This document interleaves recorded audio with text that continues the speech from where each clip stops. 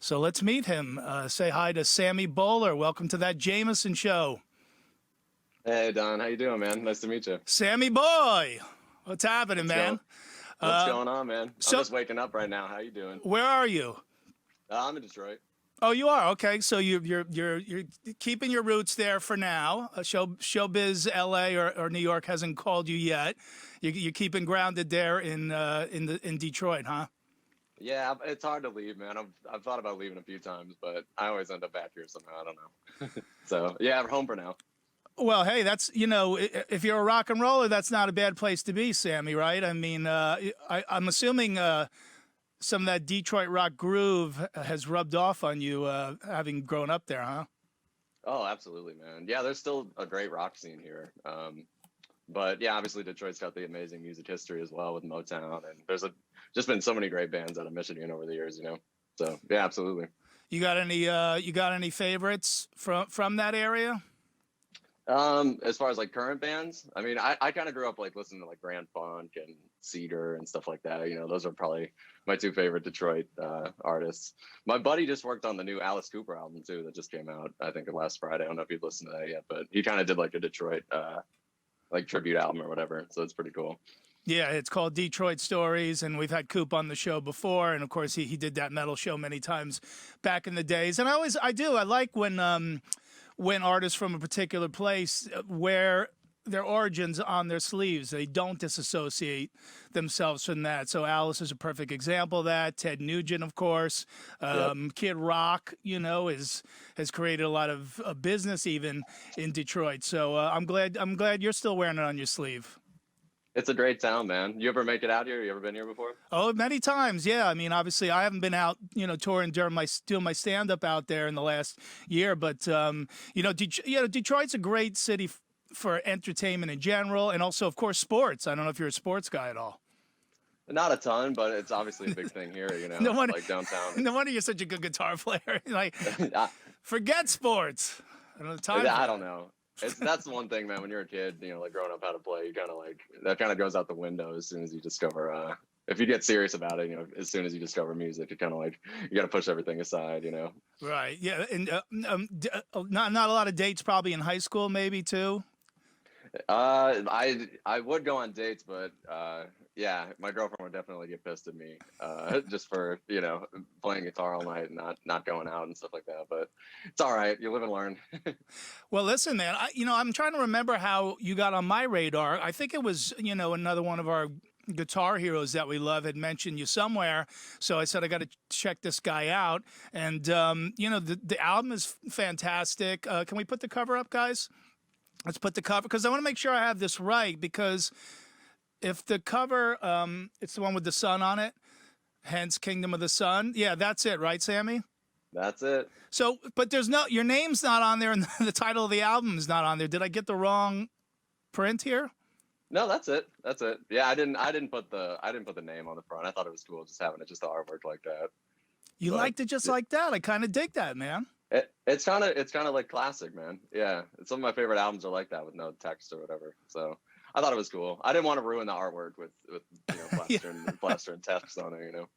That's why I always think like movies should never have like the credits of who's starring in the movie at the beginning. It's like, who cares? I'm trying to watch like the opening, like setup to what's going on, and I don't care I'm not there to watch the actor. I'm there to watch the characters. So I kind of like that. It's just like, hey, Kingdom of the Sun. It says it all.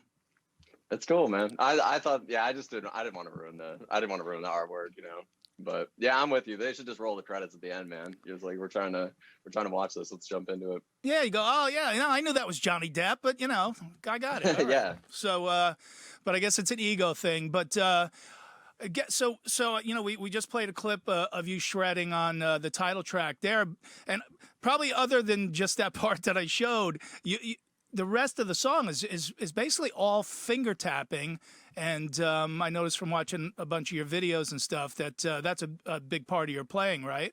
And I'm wondering where that comes from, just that specific part of your style. Yeah, thanks for checking out the album, man. I started doing like the tapping stuff. I was on the road. I played in a band called Citizen Zero for a few years, and we toured for like we put an album out in 2016 and toured like 2 years straight. So after we finally got done and got home from being on the road, I was kind of like burned out on everything I was doing, you know. So I started working on some of that like clean tapping stuff, just kind of for fun. But after I had like a couple pieces and arrangements that I thought were kind of cool, I showed them to a buddy of mine. He's like, you know, you should try to do a record, like put those into, you know, turn them into full songs, you know, it's kind of an interesting thing. So I just started getting really into it. And it's like, whenever you find something in your playing that kind of excites you, it's good to kind of try to expand it, you know?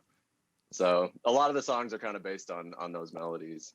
Yeah, yeah, and who was your? I mean, obviously we know Eddie Van Halen didn't invent tapping, but he certainly took it to new levels. Where does your influence from that come from, or what inspired you that way? He was definitely my hero growing up. Like as soon as I heard Van Halen, like that was like kind of my intro into playing guitar, you know. Yeah. So I mean, he was definitely probably number one. But I also love Randy Rhoads. He was like another. He tapped a little bit. But Yeah. He was like, I don't know. He was like my hero growing up. They're probably those two guys. For Yeah, sure. because I said another guy that does who really used to. I guess I think he's still around, but Stanley Jordan, the jazz guitarist. I don't know if you know Stanley, but if you don't, definitely check out his stuff, man. Because I don't even think he owns a pick. I mean, it's all tapping. So that's what it kind of reminded me of. Not that I listen to a ton of jazz, but he's just such a brilliant player. So he's incredible. Yeah, he's incredible. Oh, okay. I'm not a big jazzer either, but yeah, I've seen him play like at NAMM and stuff in LA. He's just amazing. Yeah, and that band that you just mentioned, did they now was that a like a formal band with a vocalist and everything? Is this sort of your first shot at doing just straight up instrumental? Yeah, I was always more of like a traditional band type guitar player. But I loved when I was young, like I loved instrumental stuff too, like Satriani and Vi and all that.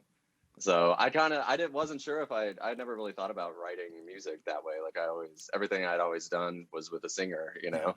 So it's kind of it's a different way of writing songs, you know, where like the guitar becomes the voice, you know? And it's pretty fun. Like before the pandemic, we were playing shows and like getting ready to go on the road and stuff. It's like playing a whole set like that, making it interesting. That's a challenge, you know? I love it, man. It's pretty, I feel like I've found what I'm supposed to do, you know? Oh wow, that's great. And I want to talk about Satriani because I think he's probably one of the first guys that kind of gave you a shout out in a big way to a bigger audience. But yeah, I wanted to find out about because I always ask instrumentalists like, what's the method to your madness in terms of making the album? Because so much obviously goes into it, including the track sequencing. So you know, for you when you were putting this together your first time out, what did you have a sort of goal, or were you just like, I'll write a bunch of stuff and we'll figure it out later?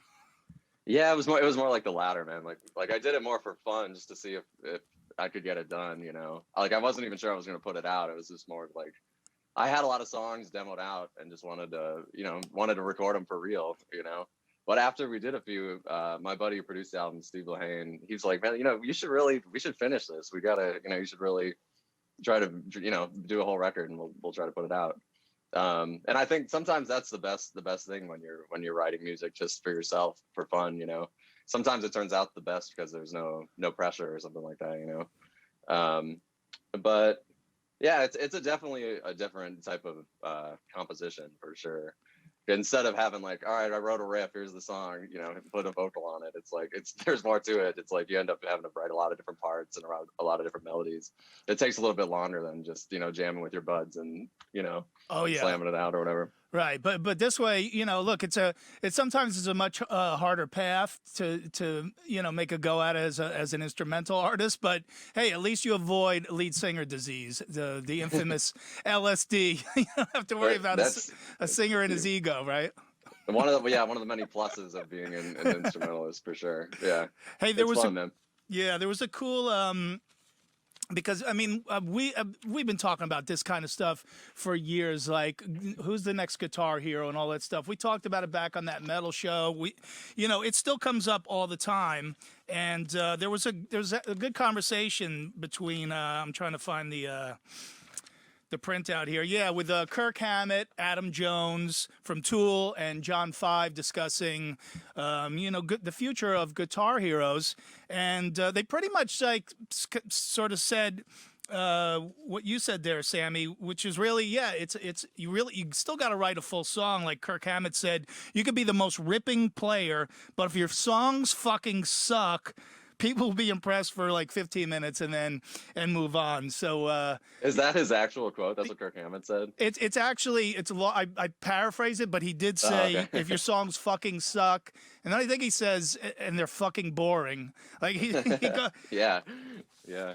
he It's true, definitely man. expands on it. But that's the sentiment, right? Is that at the end of the day, yes, you have to be able to sing or hum along to these tunes, even if there's not a vocal. Right, and that's the magic thing about all the guitar players we love. Like Van Halen, for example, not only was he an innovative master, he was an amazing songwriter as well. Like those songs were, like generational type songs. So yeah, it's true, man. It's cool because guitar is really popular right now, especially online. Like there's so many amazing players. You can just spend days looking through your phone at all these amazing new players, but I think that's the main thing, is what really kind of sets people apart. I think is kind of what Kirk said is the songs. What's your go-to guitar? You have one? Yeah, it's this. I don't know if you can see it. It's this black Les Paul behind me. It's kind of weird. It has a whammy bar. Usually on Gibsons they don't have whammy bars, but it's got a Floyd Rose on it. So that's kind of been my main axe for years. Yeah. Well, you're not gonna you get no argument from me about the sound that comes out of a Les Paul, especially plugged into a Marshall. If it worked for Gary Moore, it'll work for anybody, right? He's just amazing. Yeah, exactly. That's kind of, you can't really go wrong if you have a Les Paul and you just plug into a stack. That's how you do it. That's how all the greats did it. Sammy, that's going to be the extent of my gear talk with you. I know I'm not a gearhead, but I do know what a Les Paul sounds like, and I know Gary Moore has made me cry in 3 notes or less. So I definitely know that's a sweet sounding guitar. Did you ever get to see him live? That's one thing I regret. I would have loved to have seen him play. I did, man. I saw him when he was, after he did that first blues album. I think it's called After Hours, and man, that album is the guitar work on that is just, I can't even find a word for it. It's just so unbelievable. And Kirk Hammett owns his the green Les Paul that Gary Moore got from Peter Green. Insane. I was reading something about that. Yeah, it's incredible. It's cool that he has it.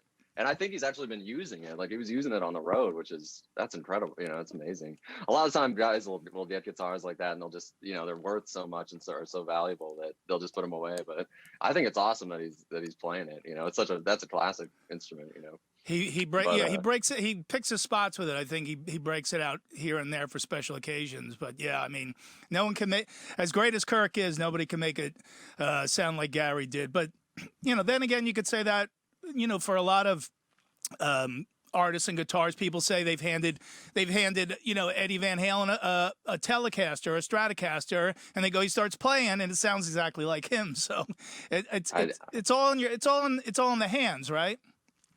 I think so. That's what's so interesting, man. Like there's a famous story of like when Van Halen was first starting out, they were playing with Nugent, I think. And Ted was watching him every show, like, how is he getting that sound? Oh my God. So he finally worked up, like the balls to ask him, hey, can I just plug in and try it and just see what you're using?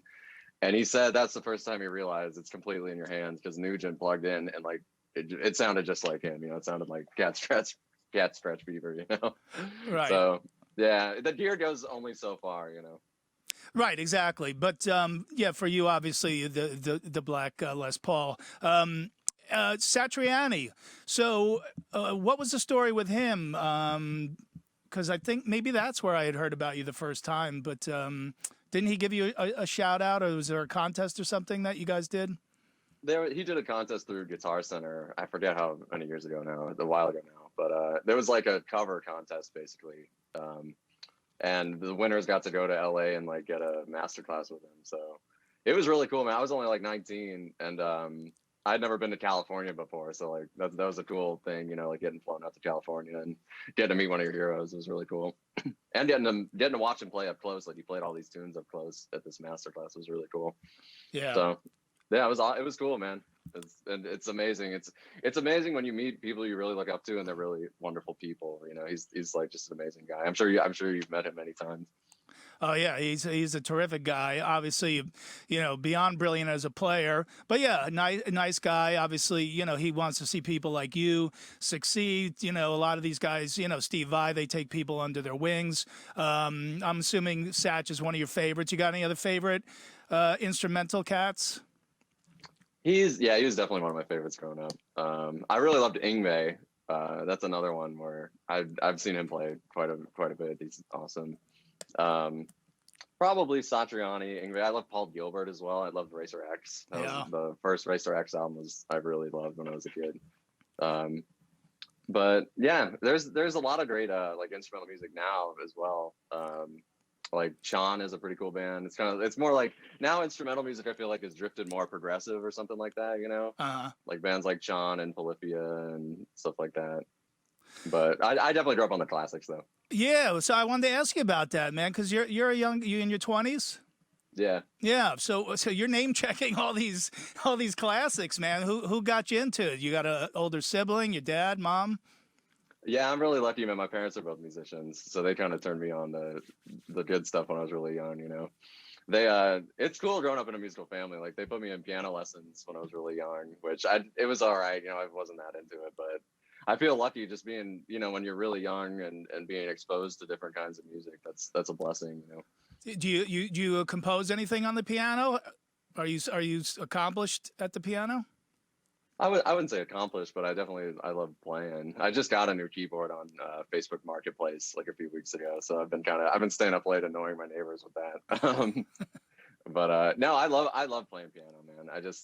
I haven't really done it on like recordings much, but maybe in the future I definitely love to.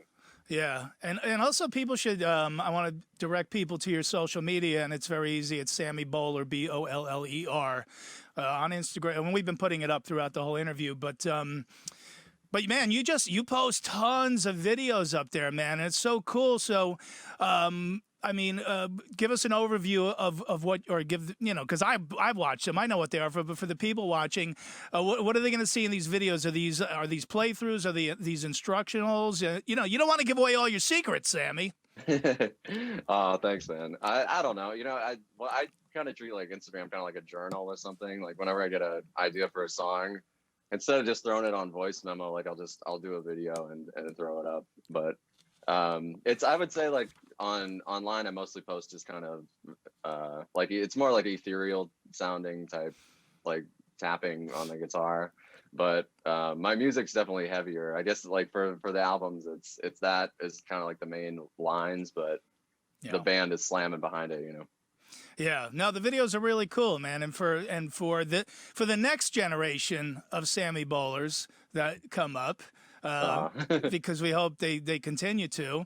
You know, they're just great videos to check out, and that's cool because they could pretty much check in with you, you know, every day or every couple days and see what you're up to, and maybe that inspires, you know, a kid to pick up a guitar instead of a laptop and you know, we'll get back to the way things were back in the day. Have any of your guitar heroes reached out to you at all? You know, the one I guess guitar hero that I've kind of gotten close with and become friends with is Steve Stevens. Wow, great. He's incredible. I met him through an amplifier maker named Dave Friedman. He's a really good friend of mine, and he works with Steve. And before the pandemic, one of the last shows I did before the pandemic, we did a guitar clinic together, me and Steve, in San Diego, and that was really cool. Like getting a jam with one of your heroes like just I feel so lucky, man. He's like, and then once again a wonderful guy as well.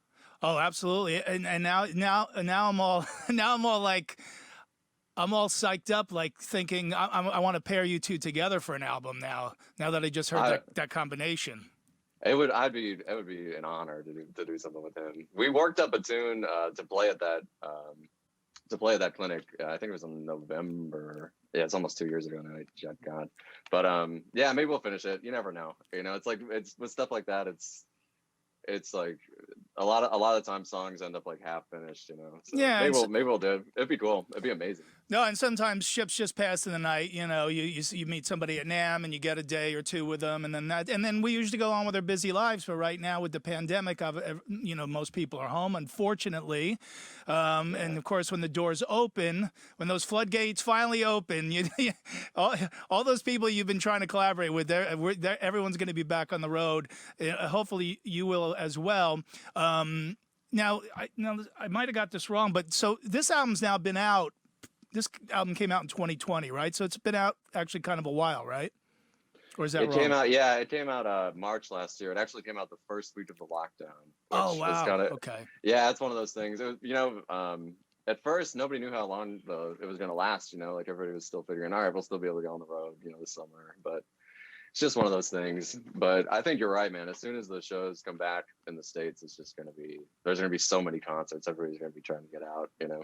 So I'm guessing, because this album has been out for a while, and again, it's called Kingdom of the Sun. It's a fantastic album. I couldn't recommend it more highly. I was listening to it on the way to a gig that I had on Friday night.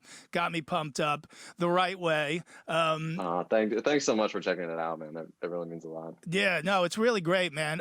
So obviously you have another one just waiting. Yeah, I've been working on it. Man. I just finished a single yesterday. I was in the studio, so that's coming out toward the end of the month. I think March 26th is the release date. But yeah, hopefully we'll have another album out. I'm shooting for the end of the year. So by the time we go back on the road, we'll have 2 albums to play. Yeah, great. Oops. Are you doing any of those streaming shows at all? Have you done any of those or? I've done a bunch of them, yeah. Okay. Like, especially, I don't know if you remember, like initially with the lockdown, everybody was on and everybody was streaming. The quarantine jams. Yeah, that was awesome. But I don't know. I'm sure we'll do maybe we'll do another streaming show. I mean, that's a lot of time. I mean, I know everybody's shooting for fall, hopefully for concerts to come back, but you never know. You know, it's like with all this, it's one day at a time. So yeah, we'll see. Well, dude, congratulations, man. There's just such a great buzz about you out there in the rock world, and like I always say, man, we need the next generation to step up and take the reins, man. And it seems like, you know, you're going for that crown, man. So congratulations on Kingdom of the Sun. Everybody follow Sammy on his socials. What's the website? Just SammyBoller.com. Sammy Boller. So Sammy Boller across all the platforms there. So check out what he's up to, and hopefully we'll hear some new music from you this year. And see you on the road, brother. Hey, Don, thanks so much for having me on, man. It really means a lot. Thank you so much. You got it, man. Be well, Sammy. Cheers. Later. There we go from Detroit.